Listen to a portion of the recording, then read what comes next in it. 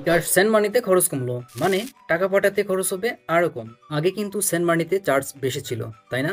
কিন্তু এখন খরচ কমলো।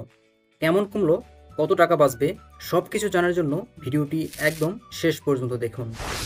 অলরাইট এভরিওয়ান, আমরা চলে আসলাম মোবাইল স্ক্রিনে। মোবাইল স্ক্রিনে আসার পরে বিকাশ অ্যাপটি পিন দিয়ে লগ ইন করে নিব।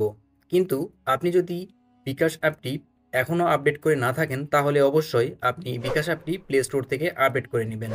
ওকে, বিকাশ অ্যাপসে পিন দিয়ে লগ ইন করার পরে আমরা যদি স্ক্রল ডাউন করে নিচের দিকে আসি, তাহলে একটি অপশান দেখতে পাবো, সেটা হচ্ছে বিকাশ বান্ডেল। আপনাকে এবার এই বিকাশ বান্ডেল এই অপশানের উপরেই ক্লিক করতে হবে। এখানে প্রবেশ করার পরে আমরা অনেকগুলো অপশান দেখতে পাচ্ছি। এখান থেকে আমি যদি স্ক্রল ডাউন করে নিচের দিকে যাই, তাহলে এখানে যে বান্ডেল প্যাকগুলো দেখতে পাচ্ছেন, এই বান্ডেল প্যাকগুলো কিনে নিতে হবে। এই বান্ডেল প্যাকগুলো কিনে নিলে স্যান্ড মানি করার সময় খরচ বাঁচবে।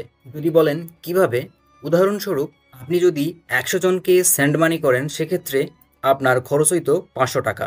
কিন্তু আপনি 249 টাকা দিয়ে যদি 100 স্যান্ড মানি এই বান্ডেলটি কেনেন, তাহলে আপনার খরচ বাঁচবে 251 টাকা। অর্থাৎ যেখানে আপনার 500 টাকা খরচ হইতো, সেইটা 249 টাকা খরচ করেই 100টি স্যান্ড মানি করতে পারছেন। কিন্তু একটা সমস্যা হচ্ছে, এটার ভ্যালিডিটি হচ্ছে 30 দিন।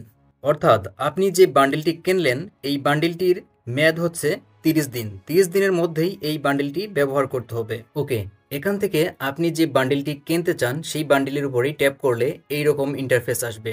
এখানে আসার পর এখনই কিনুন এই অপশনের উপরে ক্লিক করতে হবে। ক্লিক করলে আপনার এই বান্ডেলটি ক্রয় করা হয়ে যাবে। বান্ডেলটি কেনার পরেই আপনি এই সার্ভিসটি উপভোগ করতে পারবেন। এছাড়াও আপনি যদি মনে করেন আমার বড় বান্ডিল প্রয়োজন নেই, আমি ছোট বান্ডিল ক্রয় করব, তাহলে উপরের দিকে যে ছোট বান্ডিলগুলো রয়েছে, ওই ছোট বান্ডিলগুলো আপনি সেম পদ্ধতি অবলম্বন করেই ক্রয় করতে পারেন। এই ছিল আজকের ভিডিও। ভিডিওটি কেমন লেগেছে তা কমেন্টে আপনার মতামত জানাবেন।